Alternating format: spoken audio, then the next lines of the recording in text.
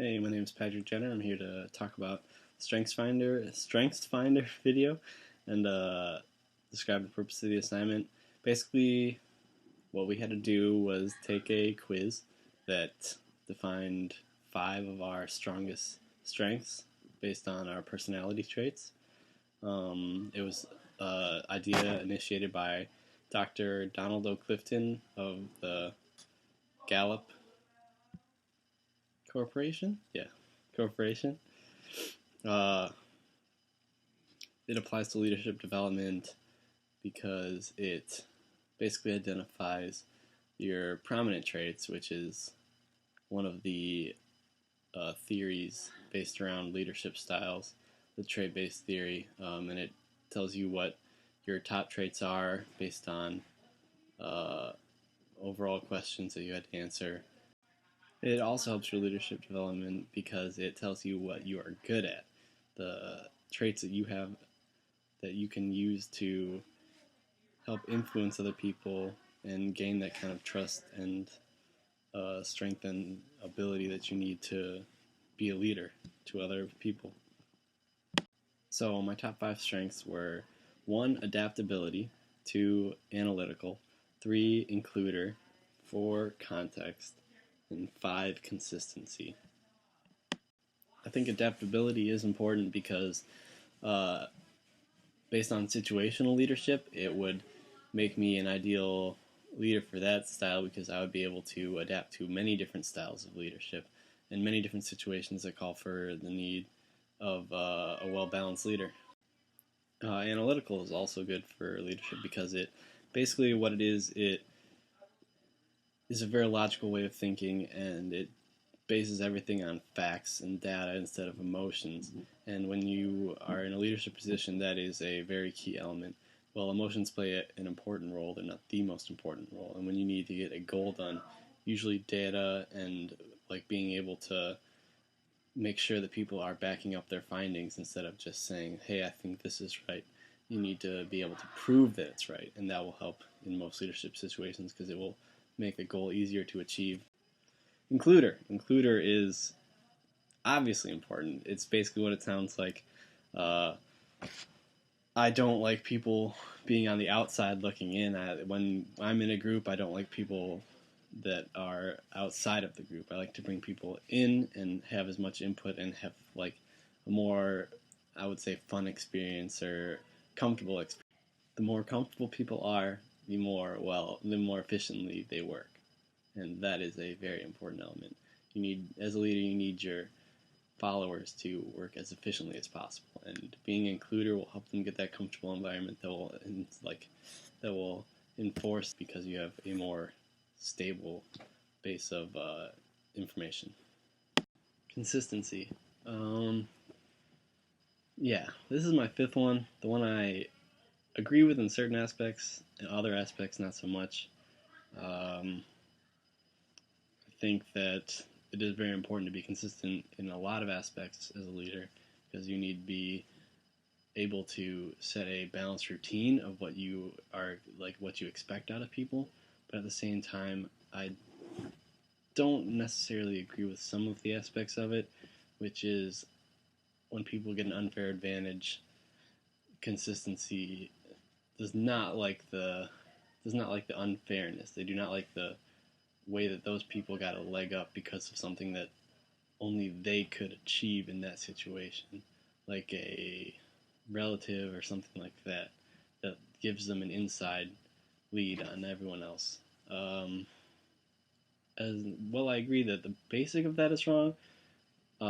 In reality and in today's society, it's more of like a norm.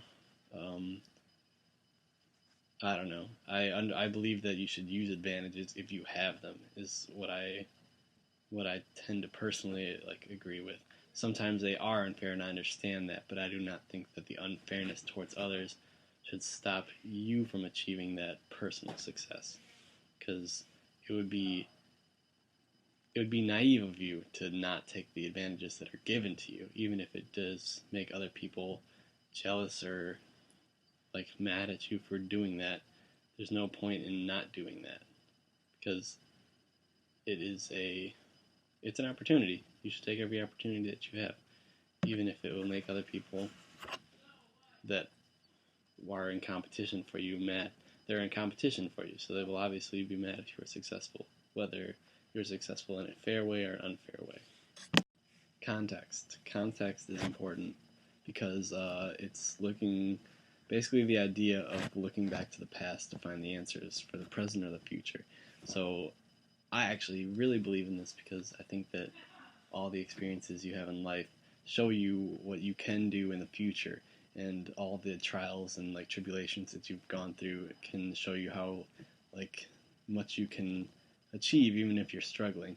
And I think context is good as a leader because it will definitely help you understand what you've been, what you want to be, and it'll help you achieve those goals because you'll know what you've done wrong, what you've done right in the past, and it'll allow you to establish a like pathway towards the future based on your past experiences. I really agree with adaptability being my first one. I've always thought that. I've always thought it was very important. I see it in myself a lot based on everything that I've been through in my life, being able to just like roll with the punches and keep going. Uh, I think it's a really big part of what made me who I am, and I'm very glad to have that as my number one. It's it's pretty good. It hit the nail on the head, in my opinion. Yeah, definitely. I am definitely analytical. Uh, yeah, numerous times my friends have told or have gone to it other people for advice and been given wrong advice, and then when they would tell me about what happened, I would basically like ask them like, why didn't you come to me? I would have given you like the right answer, and they usually always tell me that they don't want to come to me because I always tend to give the logical answer. It's the logical answer. It's what is the right thing to do from a logical aspect. But most people don't look for the logical aspect. They look for the emotional aspect. So they basically is like, as harsh as it sounds, they're looking for what they want to hear rather than what they need to hear in that situation. And I do not enjoy giving emotional answers. I don't like telling someone something just because it will make them feel better. I want to tell someone something that will be right and will help them based on future like realizations. I don't want them to look back and say, "Oh, I was wrong about that." I want them to look back and say, "He was right. I'm glad I listened to him." Overall, I think this is pretty good. I've taken a lot of other like strength finding of like quizzes, a lot of other like trait assets, anything that'll tell me who I am as a like person or personality quizzes. But this is probably the most accurate one I've taken. I agree with a lot of the findings. Towards the end, I understand like the fourth and fifth are your weaker personality traits, so I understand that I don't necessarily agree with that 100%, but I agree with them for the most part. Yeah, I definitely agree with everything that I got. It was pretty cool. I like the experience. Um, I learned a little bit about myself. A little bit I knew already, but some of it was cool to like have something tell me that instead of just me thinking it. It was nice to be reassured, and yeah, it was cool to it's cool to be. It was a very fun experience. I think you should keep doing it for other classes. Other people definitely enjoyed it. I doubt there's anyone in the class that didn't like it. This will only help me in my ability to lead in the future. Uh, I think personal opinion. I think probably the most important aspect of being a leader is just knowing who you are as a person. Because if you don't know who you are, if you don't know your self goals or your self like your values and your morals, then you can't necessarily lead people.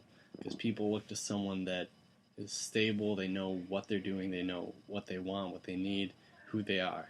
And if you are falling apart internally, then you will not gain followers. They will understand that and they will know that you are not a suitable leader for them.